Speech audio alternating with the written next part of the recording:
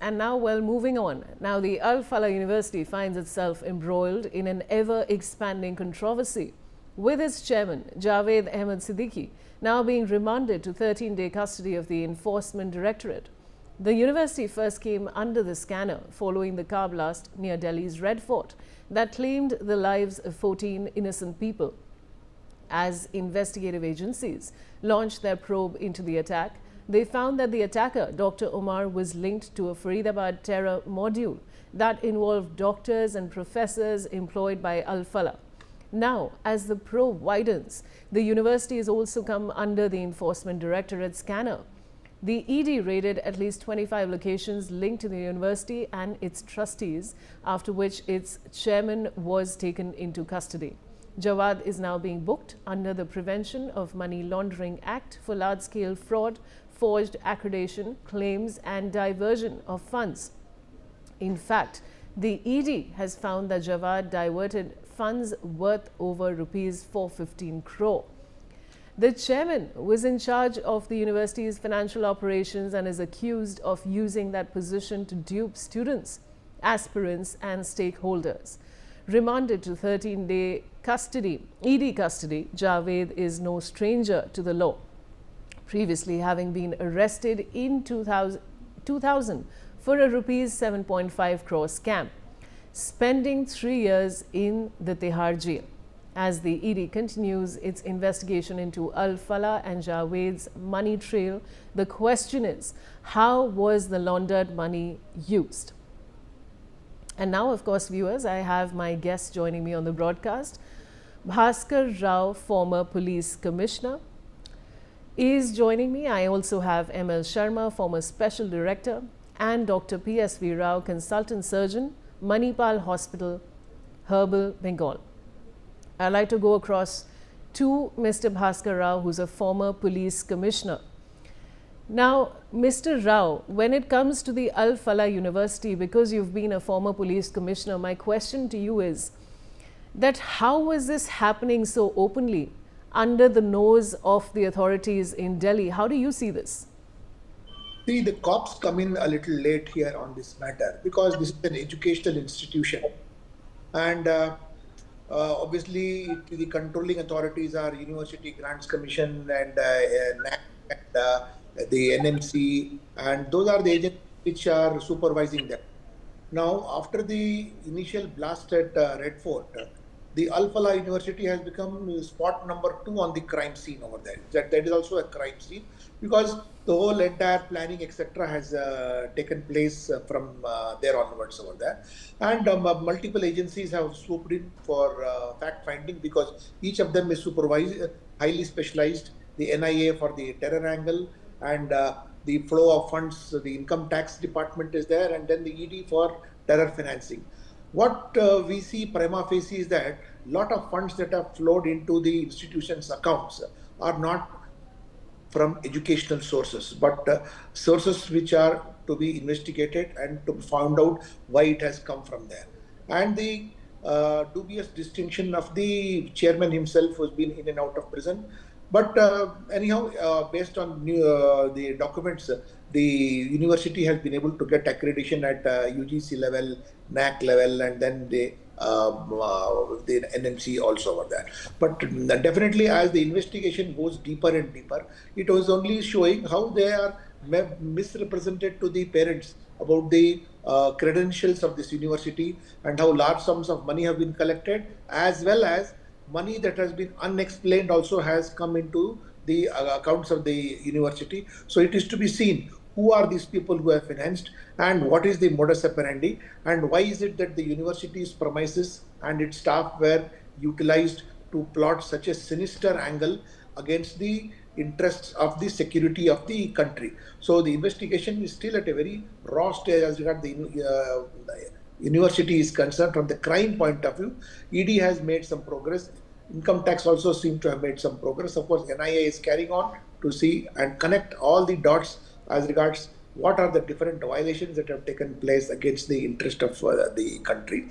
And definitely some slippage must have definitely taken place as regards verifications of the persons behind the university and what has been the background who are their staff, what are they all up to. It's a little premature, but a very vast investigation is awaited. All right. Now, Mr. M.L. Sharma, former special director, you know, if the university did not come under the scanner due to the Delhi blast, nobody would have known about these 415 crores. What do you have to say? What you are saying is 100% correct. See, Hindi में कहावत है, पाप का घड़ा कभी ना कभी तो फूटता है. So, life is like that. Crimes take place all over the world, but they are not detected in time. And when the things go to extreme, then all of a sudden the agencies come to know of it, and the entire networks are broken. And I'm sure is going to happen in this case also. Al-Falah has falsely claimed that it is accredited by the University Grants Commission, and there's so much craze for the parents and the young students to take a medical degree, or for that engineering degree, that regardless of the authenticity of what is being claimed by the education institution heads, they go for that. That's why you are seeing children go to Russia, they go to Ukraine, they go to China, they go to anywhere where they get a medical degree. Because this craze, this happened, but now the agencies are investigating different aspects of it. Take it from me, the university will be obliterated from the scene. It's a matter of time. Not because of any formal dicta, but with so many investigations and top people going behind the bars, and finances being fully scrutinized and seized and confiscated, nothing will be left. The university will become a shell very soon. It's a matter of time only. All right. Now, I also have Dr. P.S.V. Rao as a consultant surgeon. Now, Dr. Rao, these were dreaded terrorists who were doctors, and I was speaking to somebody earlier. The profession of doctors is supposed to be noble. And when you hear of these things, somebody was telling me on the broadcast last week that, this is spoiling the impression of, doctors in general. How do you see that? Good evening, Vaishali, the panelists and the viewers. As I have been repeatedly saying, the medical profession and doctors worldwide are considered the most trusted people, and this is why anyone doing this kind of activities is very interested in misusing the hospital, the ambulance and the doctors. You might remember the Naxalites in the past have used the ambulance to transport explosives, etc. The trust factor among of the public and of the security forces on doctors is extremely high, and I believe is very difficult to indoctrinate someone later in life. All this indoctrination occurs when they are still malleable, they have malleable minds, and in their childhood, or later by using drugs which are mind altering.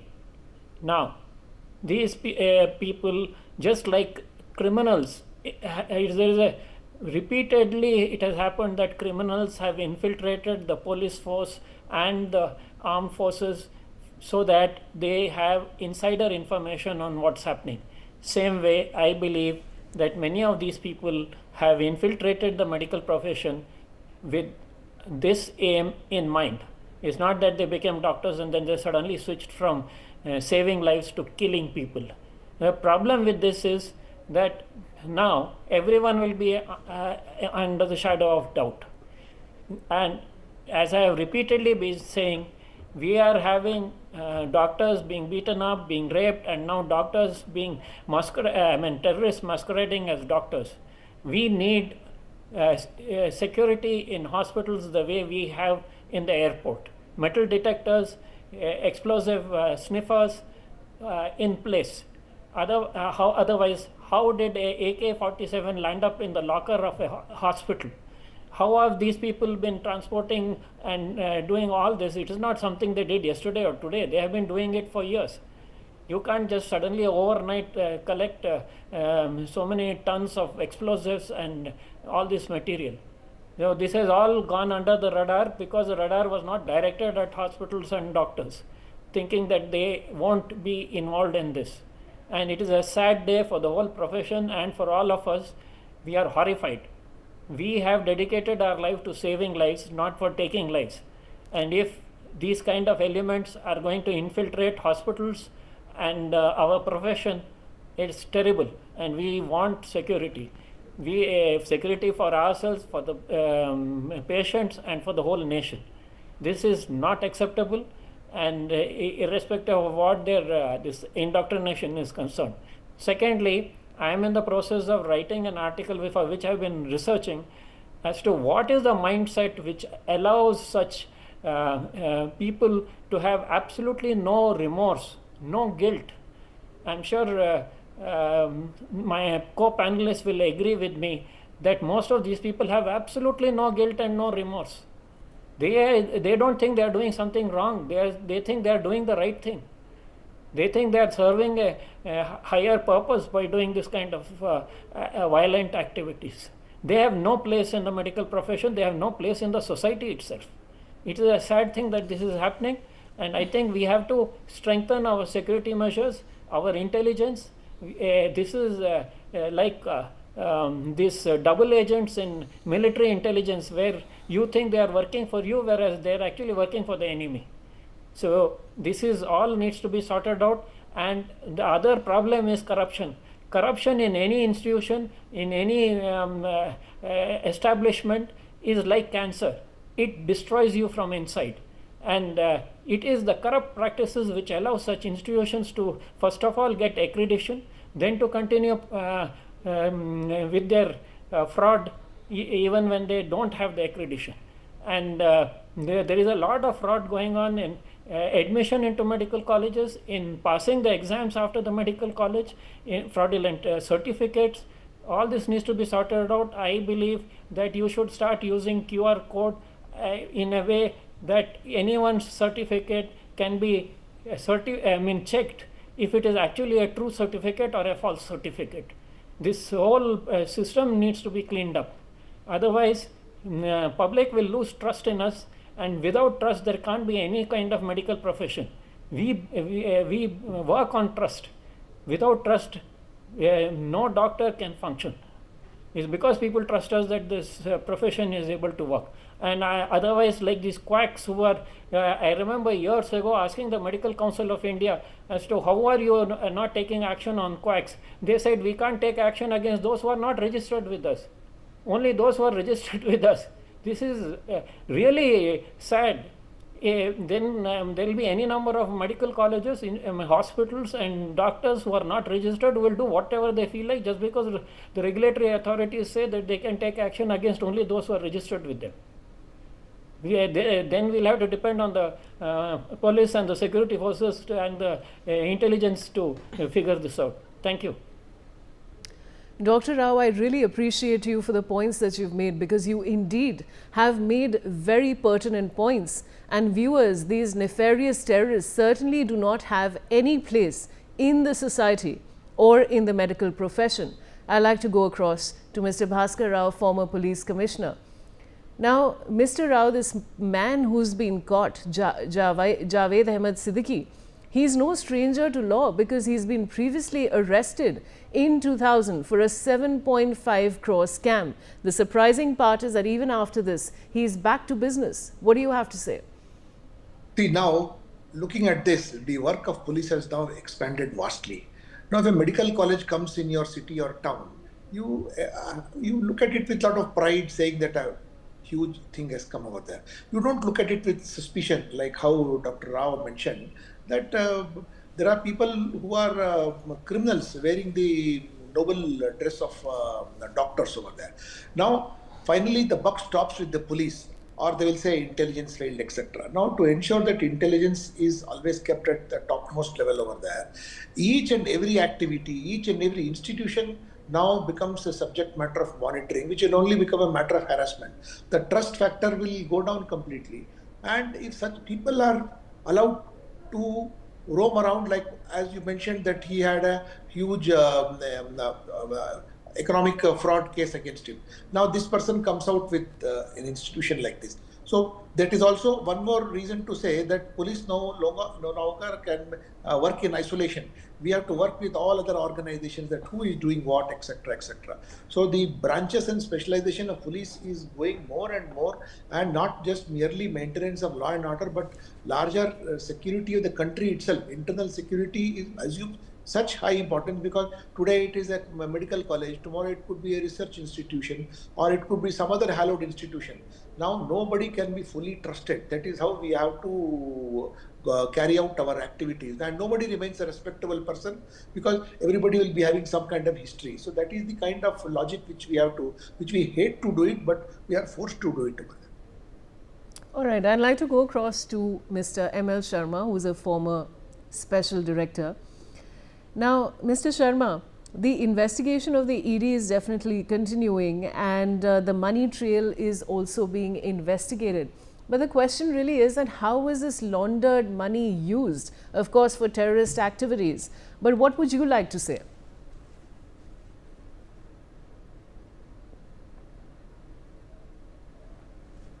Mr. Sharma, you're on mute. I'd request you to unmute yourself, please.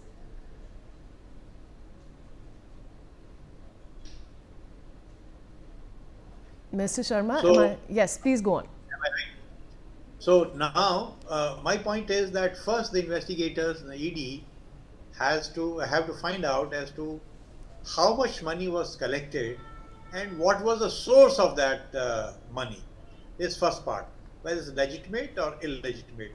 Now, as far as expenditure of that money is concerned, again, it's a matter of record. I mean, either it must be lying in bank accounts, or some of it must have been spent here and there. So, you know, it's institutional money in a manner of speaking, and therefore records of that would be readily available. That's how, through hard work, the investigators will be able to find out. So far, we don't know. All right. Now, Dr. P.S.V. Rao, you know, it's very interesting. I was just reading that, you know, the period after the university's establishment reveals that substantial revenues have been shown as voluntary contributions and educational receipts, and that's actually happening in a hospital. How do you see this? There is an old saying, follow the money trail.